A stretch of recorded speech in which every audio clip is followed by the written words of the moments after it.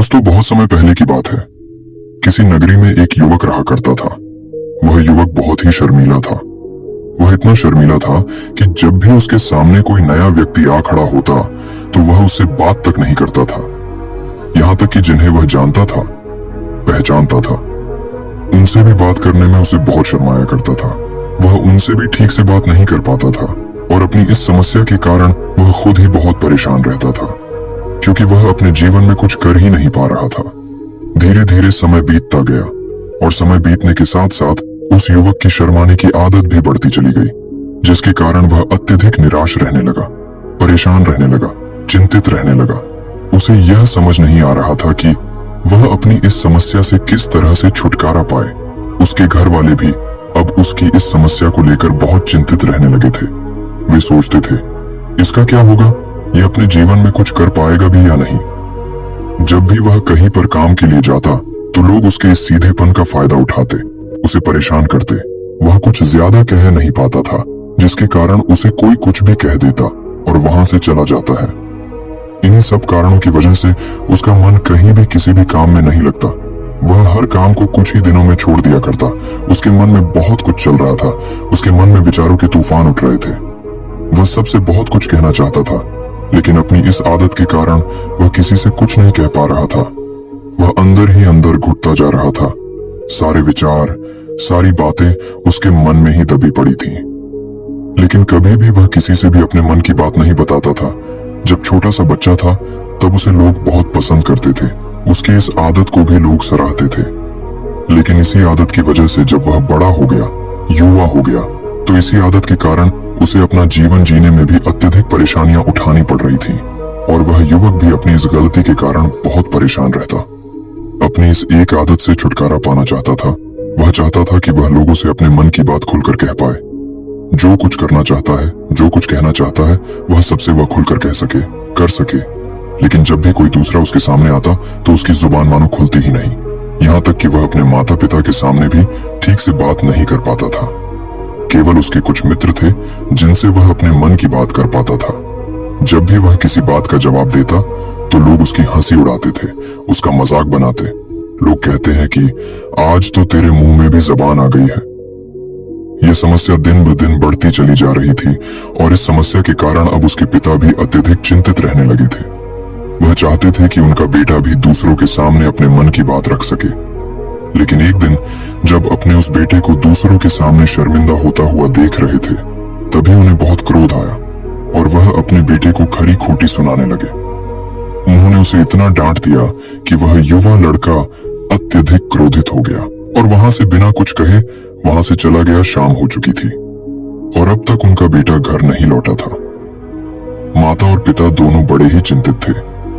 वे अपने बेटे को वापस घर पर देखना चाहते थे, लेकिन युवा लड़का तो भागते भागते पहाड़ की चोटी पर जा पहुंचा था। वह वहां से नीचे की ओर झांक रहा था और ईश्वर से कह रहा था, हे भगवान, आपने मुझे ऐसा क्यों बनाया? लोग मेरा मजाक उड़ाते हैं, लोग मेरी हंसी उड़ाते हैं। जब मैं इस दुनिया में अपने मन की बात रख ही नहीं सकता, मैं किसी से कुछ कह ही नहीं सकता, तो फिर मैं इस जीवन को जीकर क्या करूंगा? जब भी मैं किसी से कुछ कहने की कोशिश करता हूँ तो लोग मेरा मजाक बनाते हैं, मेरी हंसी उड़ाते हैं, यहाँ तक कि वह मुझसे कुछ भी कहकर चले जाते हैं और मैं उनका जवाब नहीं दे पाता। ऐसा जीवन जीकर मुझे क्या मिलेगा? इसलिए मैं तेरे पास आ रहा हूँ। इतना कहकर जैसे ही वह युवक कूदने की तैयारी कर रहा था कि तभी पीछे से आवाज सुनाई पड़ी, बेटा, जान देना तो बहुत आसान है, लेकिन इस जान को तुम वापस नहीं पा सकोगे। जैसे ही ये आवाज उसके कानों में पड़ी, वह पीछे मुड़कर देखने लगा। उसने जैसे ही पीछे मुड़कर देखा, उसने पाया कि एक बौद्ध भिक्षु उसके पीछे खड़े हैं। उन्हें देखकर वह डर सा गया और अपने कदम पीछे खींच लिए और चुपचाप वहां पर खड़ा हो गया। अपनी आदत के कारण वह उनसे कुछ कह नहीं पा रहा था।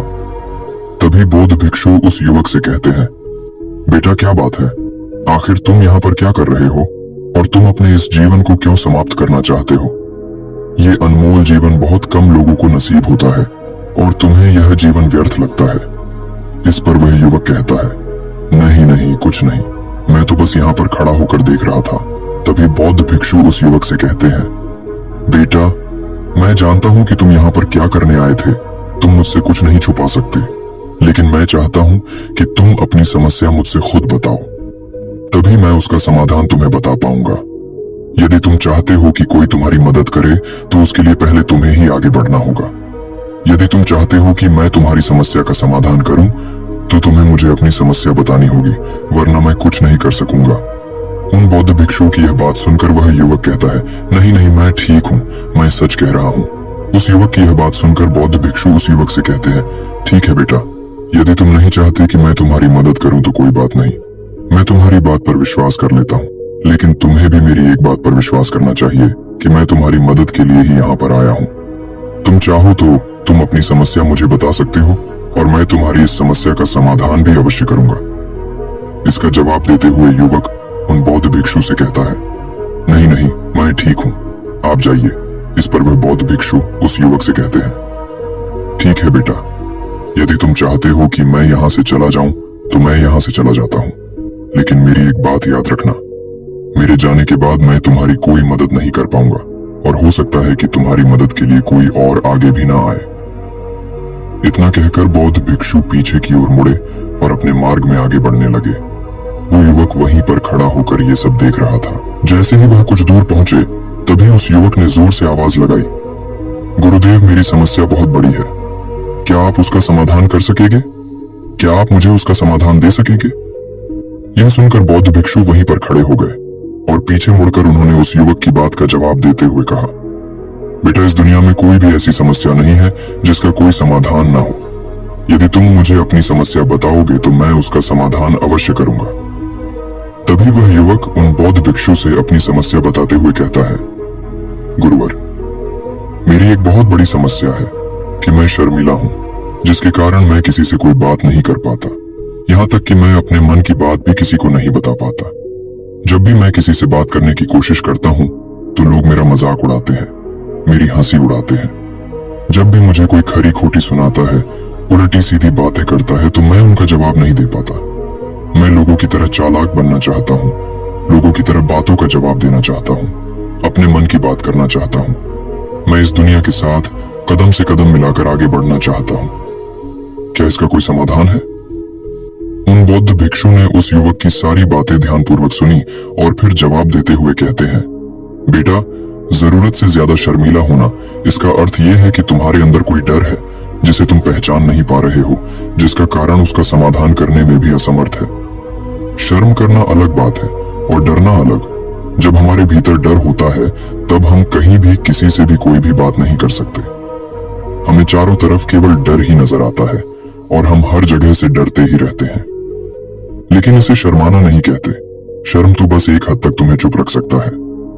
फिर वह बौद्ध भिक्षु उस युवक से कहते हैं, बेटा, तुम सबसे अधिक किससे शर्माते हो? युवक इसका जवाब देते हुए कहता है, गुरुवर, मुझे अपने पिता से बात करने में बहुत शर्म आती है। मैं उनके सामने कुछ बोल ही नहीं पाता। तभी वह बौद्ध भिक्षु उस युवक से कहते हैं, अच्छा, तो ये बताओ, जब तुम अपने पिता से बात कर रहे होते हो या फिर बात करने का प्रयास करते हो तो तुम्हारे मन में कैसे ख्याल आते हैं?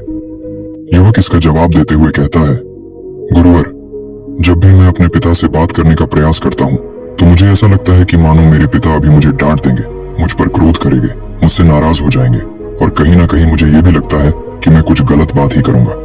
यहाँ तक कि मेरे मन में ऐसे भी ख्याल आते हैं कि शायद मेरे पिता मुझसे प्यार ही नहीं करते। परंतु गुरुवर, आप कहते हैं कि शर्म अलग है और डरना अलग बात है, तो क्या कोई ऐसा उपाय है जिससे मुझे डर ही ना हो? क्या कोई ऐसा रास्ता है जिससे मेरे अंदर का ये डर पूरी तरह से समाप्त हो जाए? कृपा करके मुझे इस समस्या का समाधान बताइए। मुझे अपने इस डर से बाहर निकलना है। मुझे लोगों की तरह अपने इस जीवन को खुलकर जीना है। उस युवक की यह सारी बातें सुनकर बौद्ध भिक्षु उस युवक से कहते हैं, जाओ और अपने पिता से कहो कि मुझे कुछ काम करना है और उसके लिए मुझे आपसे कुछ धन चाहिए। यदि तुम उनसे धन मांगने में कामयाब हो गए तो मैं तुम्हें तुम्हारी समस्या का समाधान अवश्य बताऊंगा। वह युवक काफी घबरा गया। उसने उन गुरुवर से कहा, हे गुरुवर, मुझे यह कार्य न दीजिए। मैं उनसे कुछ नहीं कह पाता। उनके सामने तो मेरी बोलती तक बंद हो जाती है। मैं उनसे धन भला कैसे मांगूंगा? ये बात सुनकर बौद्ध भिक्षु उस युवक से कहते हैं, तब तो तुम्हारी समस्या का कोई भी समाधान नहीं है और ना ही तुम कभी भी अपने जीवन को खुलकर जी पाओगे। ये बात सुनकर युवक उन भिक्षुओं से कहता है, गुरुवर्ग, ऐसा ना कहे कृपा करके, मुझे कोई और कार्य बताइए, कोई ऐसा कार्य जिससे मेरे अंदर का डर पूरी तरह से समाप्त हो जाए। कोई ऐसा समाधान बताइए। इसका जवाब देते हुए वह बौद्ध भिक्षु उस युवक से कहते हैं, बेटा, यदि तुम्हें अपने अंदर के डर को समाप्त करना है तो पहले तुम्हें मेरा यह कार्य करना होगा जो मैंने तुम्हें कहा है। वह युवक घबराकर काफी देर सोच विचार करने के बाद पुन गुरुवर से कहता है, ठीक है, यदि आप चाहते हैं कि मैं इस कार्य को करूं तो मैं इसे करने का पूरा प्रयास करूंगा। इतना कहकर वह युवक अपने घर लौट जाता है। उसे देखकर उसके माता पिता बहुत खुश हो जाते हैं और वह युवक अपने पिता से डरते डरते कहता है, पिताजी, मुझे आपसे कुछ बात कहनी है। इस पर उसके पिता कहते हैं, बोलो क्या बात है। युवक आगे कहता है, पिताजी, मैं कुछ काम करना चाहता हूं और उसके लिए मुझे आपसे कुछ धन चाहिए। क्या आप मुझे कुछ धन दे सकते हैं? इतना सुनकर उस युवक के पिता ने उसकी ओर ध्यान से देखा। काफी देर देखने के बाद वह खुशी से झूम उठे और तुरंत ही उन्होंने कुछ धन अपने पुत्र के हाथों पर रख दिया और कहने लगे, बेटा, इतना धन काफी है कि तुम्हें और चाहिए। इसके जवाब में वह युवक अपने पिता से कहता है, नहीं नहीं पिताजी, इतना काफी है, मैं इतने से काम चला लूंगा। वह युवक को उस धन को लेकर तुरंत दौड़ा दौड़ा उन बौद्ध भिक्षु के पास लौटा और जो धन उसने अपने हाथों में ले रखा था उसे दिखाते हुए वह कहता है, गुरुवर, जैसा आपने कहा था मैं धन लेकर आपके पास आ चुका हूँ। मैंने अपने पिता से धन मांग लिया है, अब मुझे आप मेरी समस्या का समाधान बताओ। तभी बौद्ध भिक्षु उस युवक से कहते हैं, अरे इतनी जल्दी क्या है, अभी तो तुम्हें मेरे लिए एक और काम करना है, तभी मैं तुम्हें तुम्हारी समस्या का समाधान अवश्य बताऊंगा। और यदि तुम मेरे लिए इस कार्य को पूरा नहीं कर सके तो मैं तुम्हें कभी भी तुम्हारी समस्या का समाधान नहीं बताने वाला। तभी वह युवक उन बौद्ध भिक्षुओं से कहता है, हे गुरुवर, अभी तो मैंने आपके लिए एक काम किया है, अभी आप मुझे एक और काम करने के लिए कह रहे हैं। तभी बौद्ध भिक्षु उस युवक से कहते हैं, हाँ, तुम्हें मेरे लिए एक और काम करना ही होगा। वह युवक एक बार फिर से काफी देर सोच विचार कर उन बौद्ध भिक्षु से कहता है, अच्छा ठीक है, बताइए अब मुझे क्या करना है।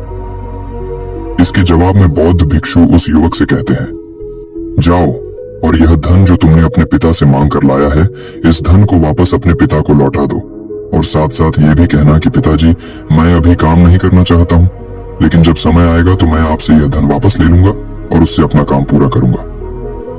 यह बात सुनकर युवक एक बार फिर से ऊपर से नीचे तक पूरी तरह से कांप गया और कहने लगा, गुरुवर, आप मुझे कोई और काम सौंप दीजिए, मैं उसे जरूर करूंगा, लेकिन अब यदि मैं धन लेकर उनके पास वापस गया तो वह क्या सोचेंगे मेरे बारे में? मैं तो शर्मिंदा हो जाऊंगा उनके सामने, इसलिए गुरुवर कृपया करके मुझे कोई और काम दे। तभी बौद्ध भिक्षु उस युवक से कहते हैं, बेटा, जो काम मैंने तुम्हें सौंपा है तुम्हें उसी कार्य को पूरा करना होगा, अन्यथा तुम्हारी समस्या का समाधान मैं तुम्हें नहीं बताने वाला। काफी देर सोच विचार करने के बाद वह उन बौद्ध भिक्षु से कहता है, ठीक है गुरुवर, मैं वापस जाता हूँ और ये धन लौटाकर मैं अब भी आता। वह तुरंत दौड़ा अपने पिता के पास वापस लौटा और उसने अपने पिता से कहा, पिताजी, मैं यह धन अभी नहीं लेना चाहता, अभी ये धन आप मुझसे वापस ले लीजिए, जब मुझे कोई काम पड़ेगा तो मैं आपसे ये धन वापस ले लूंगा। उसके पिता ने उस युवक की तरफ घूर घूर कर काफी देर तक देखा और फिर मुस्कुराते हुए कहने लगे, बेटा, मैं समझता हूँ कि किसी भी काम को शुरू करने से पहले हमें उसके बारे में जानकारी इकट्ठा करनी चाहिए, उसके बारे में समझना जरूरी है। कब, क्या, कैसे और कब तक करना है, इसके बारे में भी हमें जानकारी लेनी जरूरी है। कोई भी काम ऐसे ही नहीं शुरू किया जा सकता, उसमें हम नहीं होंगे या फिर नहीं, इसका भी अनुमान हमें लगाना पड़ता है। और जब हम इन सभी के बारे में सही जानकारी प्राप्त कर लेते हैं तभी हमें धन लगाना चाहिए। मुझे बहुत खुशी है कि तुमने ये सही निर्णय लिया है। जब तुम्हें यह समझ में आ जाए कि जो कार्य तुम करने जा रहे हो वह तुम्हारे लिए उचित है, तब तुम चाहो तो मैं तुम्हें यह धन वापस लौटा दूंगा। युवक अपने पिता से यह सारी बातें सुनकर मन ही मन बहुत प्रसन्न था। उसने यह तो उम्मीद तक नहीं की थी कि उसके पिता हंसकर उसे इस तरह से सारी बातें समझाएंगे। वह मन ही मन ये सोच ही रहा था कि तभी उसके पिताजी उसके ओर करीब आए और अपनी उस युवा बेटे को गले से लगा लिया। जैसे ही उसके पिता ने उस युवक को गले से लगाया उसको बहुत अच्छा महसूस हुआ। उसका आत्मविश्वास, उसका हौसला और बढ़ता गया।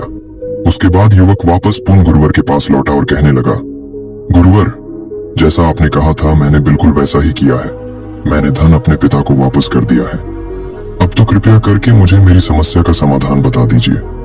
तभी बौद्ध भिक्षु उस युवक की तरफ देखकर मुस्कुराते हैं और इस युवक से कहते हैं, बेटा इतनी जल्दी क्या है, अभी तो तुम्हें मेरे लिए एक और काम करना ही पड़ेगा। वह युवक कहता है, महाराज आप आखिर मुझसे बार बार इस तरह से काम क्यों करवा रहे हैं? क्या आपके पास मेरी समस्या का कोई समाधान नहीं है? कहीं आप मुझे बेवकूफ तो नहीं बना रहे? जिस तरह से लोग मुझे बेवकूफ बनाते हैं, क्या आप भी मेरे साथ वही तो नहीं कर रहे? आपने कहा जाओ अपने पिता से पैसे मांग कर लाओ, मैंने पैसे मांग कर लाए आपने, फिर कहा जाओ ये पैसे अपने पिता को लौटा कर आओ। मैंने आपके कहे अनुसार बिल्कुल वैसा ही किया, और अब आप कह रहे हैं कि मैं आपके लिए एक और काम करूं? नहीं, ये मुझसे नहीं होगा। तभी बौद्ध भिक्षु उस युवक की तरफ देखकर मुस्कुराते हैं और कहते हैं, बेटा बस ये आखिरी काम है और यह बहुत सरल भी है। तुम जैसे ही इस कार्य को पूरा करोगे, मैं तुम्हें वचन देता हूं कि मैं तुम्हारी समस्या का समाधान तुम्हें अवश्य बताऊंगा। इस पर वह युवक फिर से एक बार सोच विचार करता है और उन बौद्ध भिक्षु से कहता है, ठीक है, लेकिन ये आखिरी काम जो मैं आपके लिए करूंगा, बताइए मुझे क्या करना है? तभी बौद्ध भिक्षु एक मूर्ति निकालकर उस युवक के हाथ में थमा देते हैं। वह मूर्ति देखने में बहुत ही साधारण सी थी, लेकिन वह बौद्ध भिक्षु उस युवक से कहते हैं, बेटा तुम्हें इसे बाजार में ले जाना है, इसे बेचना है और इसके बदले में तुम्हें 100 सोने के सिक्के लेकर आने हैं। जब तुम यह करने में सफल हो जाओगे, तभी मैं तुम्हें तुम्हारी समस्या का समाधान तुम्हें बता पाऊंगा। वह युवक उस मूर्ति को अपने हाथ में लेकर बड़े ही गौर से देखता है और उन बौद्ध भिक्षुओं से कहता है, हे गुरुवर, ये तो बड़ी ही साधारण सी मूर्ति लग रही है, मानो मिट्टी की बनाई गई। इसके लिए भला 100 सोने के सिक्के मुझे कौन देगा? कहीं आपका माथा फिर तो नहीं गया है? इसके 1 या 2 सोने के सिक्के मिल जाए वही बहुत है, लेकिन इसके लिए 100 सोने के सिक्के कोई नहीं देगा। तभी बौद्ध भिक्षु उस युवक से कहते हैं, बेटा मैंने जो तुम्हें काम सौंपा है, यदि तुम उसे पूरा करोगे तभी तुम्हें तुम्हारी समस्या का समाधान मिल पाएगा, अन्यथा तुम चाहो तो अपने घर लौट सकते हो, फिर से वही अपने पुराने जीवन में जहां लोग तुम्हारा मजाक बनाते हैं, लोग तुम्हें डराते हैं, सताते। मैं तुम्हें यहाँ अपने डर को निकालने में तुम्हारी मदद कर रहा हूँ। तुम मेरे यहाँ काम करके अपने डर को धीरे धीरे भगा पाओगे। मेरे इस काम को पूरा कर दो, तुम्हें सब समझ आ जाएगा। वह युवक उन बौद्ध भिक्षुओं की बात सुनकर मन ही मन ये विचार करता है कि मुझे तो मेरी समस्या का समाधान किसी भी हालत में चाहिए, जिस कारण वह उस मूर्ति को उठाकर बाजार की ओर चल पड़ता है। बाजार पहुंचकर वो एक जगह चुपचाप उस मूर्ति को लेकर खड़ा हो जाता है और इंतजार करने लगता है कि कोई आएगा और उसे उस मूर्ति के बारे में पूछेगा, और तब वह उस मूर्ति के लिए 100 सोने के सिक्के की मांग करेगा। देखते ही देखते काफी समय बीत गया, लेकिन अभी तक उसके पास कोई भी व्यक्ति नहीं आया था। उसने आसपास देखा तो लोग चिल्ला चिल्ला कर अपने सामानों को बेच रहे थे, जोर जोर से आवाज लगा रहे थे। उसने भी सोचा, यदि मुझे अपनी इस मूर्ति को बेचना है तो मुझे भी जोर जोर से आवाज लगानी होगी। उस युवक ने चिल्लाना शुरू किया, लेकिन वह इतनी जोर से नहीं चिल्ला रहा था, उसकी आवाज उसे खुद तक सुनाई नहीं पड़ रही थी। तो भला उसकी आवाज को दूसरे कैसे सुनते, जिस कारण उसे कोई भी व्यक्ति खरीदने के लिए तैयार नहीं था। धीरे धीरे शाम का समय हो चुका था और उस व्यक्ति को यह डर था कि कहीं वह बौद्ध भिक्षु वहां से कहीं चला न जाए, अन्यथा उसे उसकी समस्या का समाधान कौन देगा। ये सोचकर उसने जोर जोर से आवाज लगानी शुरू की कि 100 सोने के सिक्के में यह मूर्ति ले लो। उसकी आवाज सुनकर लोग उसके पास आने लगे और उससे यह सवाल करने लगे, इस मूर्ति में ऐसा क्या है जो तुम इसके लिए 100 सोने के सिक्कों की मांग रहे हो? इसके अंदर ऐसा कुछ तो खास होगा ही। युवक काफी देर सोच विचार कर उस युवक से कहता है, नहीं नहीं, मुझे कुछ नहीं पता, मैं तो बस ये मूर्ति यहाँ पर बेचने आया हूं। तभी उसमें से एक युवक उस युवक से कहता है, अगर ऐसी बात है तो इस मूर्ति को कोई नहीं खरीदने वाला। आखिर इस मूर्ति में ऐसा क्या खास है जिसके लिए तुम सोने के सिक्के की मांग कर रहे हो? ये तो तुम्हें बताना ही पड़ेगा। धीरे धीरे कई लोग उसके पास आए और सभी ने बस एक ही सवाल किया, आखिर इस मूर्ति में ऐसा क्या खास है, ऐसी क्या बात है जिसके लिए तुम सोने के सिक्के की मांग कर रहे? उस युवक ने उससे बातचीत की, उन्हें समझाने की कोशिश की, कई प्रयत्न किए, लेकिन कोई भी उस मूर्ति को सोने के सिक्के देकर खरीदने के लिए तैयार नहीं था। वह निराश हो गया, उसे कुछ समझ नहीं आ रहा था कि वह क्या करे। तभी बाजार में उसने देखा कि कुछ लोग अपने सामानों की खासियत बता रहे हैं, उसे बेचने के लिए उसकी खास खास बातों के बारे में लोगों को समझा रहे हैं। ये देखकर उसने भी सोचा कि मुझे भी इस मूर्ति की कुछ खासियत लोगों को बतानी है। उसने फिर एक बार जोर जोर से आवाज लगानी शुरू की, समस्या का समाधान निकालने वाली मेरी गुरु की इकलौती मूर्ति, जो इस दुनिया में केवल एक ही है, जिसके पास भी यह मूर्ति होगी उसके घर में कोई समस्या नहीं होगी। यह मूर्ति उस समस्या का समाधान तुम्हें अवश्य बताएगी। ये सुनकर लोग उसके पास पहुंचने लगे और उसे ये सवाल करने लगे, क्या सच में ये मूर्ति जिसके पास होगी उसके पास कोई समस्या नहीं होगी? क्या सच में ये सभी समस्याओं का समाधान करती है? उसका जवाब देते हुए युवक कहता है, हाँ, सभी समस्याओं का समाधान कर देती है। यदि आप इस मूर्ति को ले जाते हैं, आपके घर में कोई भी समस्या होगी तो उसका समाधान यह आपको अवश्य बताएगी। चाहे कोई भी समस्या हो, कैसी भी समस्या हो, कैसी भी परिस्थिति हो, आपको इसका समाधान अवश्य मिलेगा। इतना सुनने के बाद अब वही एक मूर्ति सबको चाहिए थी, उस मूर्ति के दाम लगाने लगे। कोई उसे 200 सोने के सिक्के, तो कोई 400, कोई 6, 7, तो कोई 1000 सोने के सिक्के देने के लिए तैयार था। उस मूर्ति की कीमत लगातार बढ़ती जा रही थी। जैसे जैसे लोगों को पता चलता जा रहा था कि यह मूर्ति लोगों की समस्या का समाधान करती है, लोग उसे किसी भी कीमत पर खरीदने के लिए तैयार हो गए थे। अब वह युवक भी आत्मविश्वास के साथ और जोर से चिल्ला रहा था, लोगों को उस मूर्ति के बारे में समझा रहा था, बता रहा था। अब उसके मन में कोई डर नहीं था। वह लोगों को उस मूर्ति के बारे में पूरे आत्मविश्वास के साथ बिना घबराए उस मूर्ति की खासियत बताने में लगा हुआ था, जिसके कारण लोग उस पर भरोसा कर रहे थे और वह भरोसा लोगों की नजरों में नजर भी आ रहा था। जैसे जैसे अंधेरा होता गया, लेकिन लोगों की भीड़ मानो कम होने का नाम ही नहीं ले रही थी। लोग उस मूर्ति को खरीदना चाहते थे। उस युवक ने जोर से आवाज लगाई कि मुझे क्षमा करे, यह मेरे गुरु की मूर्ति है और मैं इसे बेचना नहीं चाहता। इतना कहकर वह युवक उस मूर्ति को लेकर वापस खाली हाथ लौट आया और उन गुरुवर के पास पहुंचा और उन गुरुवार से कहने लगा, हे गुरुदेव, आपका बहुत बहुत धन्यवाद। इस मूर्ति ने मेरी समस्या का समाधान कर दिया। मुझे समझ में आ गया कि मेरी क्या समस्या थी। हालांकि मैं इसे बेचकर सोने के सिक्के तो आपके लिए नहीं ला पाया, लेकिन मुझे मेरी समस्या का समाधान अवश्य मिल गया। आपका बहुत बहुत धन्यवाद। इस बात को सुनकर बौद्ध भिक्षु उस युवक से कहते हैं, बेटा, मैंने तुम्हारी समस्या का समाधान नहीं किया है, तुमने तो खुद ही अपनी समस्या का समाधान किया। अपनी समस्या तुमने खुद ही सुलझा ली है। तुम्हारे मन में हजारों सवाल थे, मैं ये करूंगा तो लोग मेरे बारे में क्या सोचेंगे, यदि मैं अपना मुंह खोलूंगा तो लोग मेरे पर हंसेंगे, यदि मैंने मुंह खोला तो मैं कुछ गलत ही करूंगा। ऐसे कई सारे विचार तुम्हारे मन में थे, ऐसे कई सारे डर तुमने अपने मन में पाल रखे थे। लेकिन जब इस मूर्ति के बेचने के दौरान तुमने उन हजारों लोगों का सामना किया, उनके सामने खुलकर अपनी बात रखी, उनके सामने खुलकर वह कहा जो तुम्हें कहना था, तो तुम्हारे मन का डर खुद समाप्त हो गया। जिसे तुम शर्माना कहते थे, वो अपने आप ही तुम्हारे भीतर से कहीं गायब हो गया। युवक अपने गुरु की यह बात सुनकर अपने गुरुवार से कहता है, गुरुवर, आप सही कहते हैं। आपने आज मेरे मन में वो विश्वास जगा दिया है जिसे मैं अब अपने जीवन में कुछ भी हासिल कर सकता हूँ। आपका बहुत बहुत धन्यवाद। डर को धीरे धीरे खत्म करने से ना ही आपको शर्म आएगी और ना ही डर लगेगा, और जब आपके भीतर का डर हमेशा के लिए समाप्त हो जाएगा तो आप अपने जीवन में जो भी कुछ करना चाहते हैं, जो भी कुछ पाना चाहते हैं, उसका रास्ता आपके लिए पूरी तरह से साफ हो जाएगा और आप अपने मार्ग पर तेजी से आगे की ओर बढ़ने में सक्षम भी हो जाएंगे। इसलिए लोग क्या कहते हैं, क्या कहेंगे, ये सब छोड़ दीजिए और खुद पर विश्वास कीजिए, क्योंकि आप ही हैं जो अपने इस डर का सामना कर सकते हैं। दोस्तों, सच्ची श्रद्धा से कमेंट में नमो बुद्धाय जरूर लिखिएगा। इस वीडियो को लाइक करें तथा अपने दोस्तों के साथ शेयर करें और हमें सब्सक्राइब करना ना भूलें। और हाँ, इस वीडियो से कोई भी सवाल है तो आप कमेंट में पूछ सकते हैं। अगर कोई नहीं है तो आप कमेंट में नमो बुद्धाय लिखना ना भूलें, क्योंकि आपकी कमेंट से हमें वीडियो बनाने का मोटिवेशन मिलता है।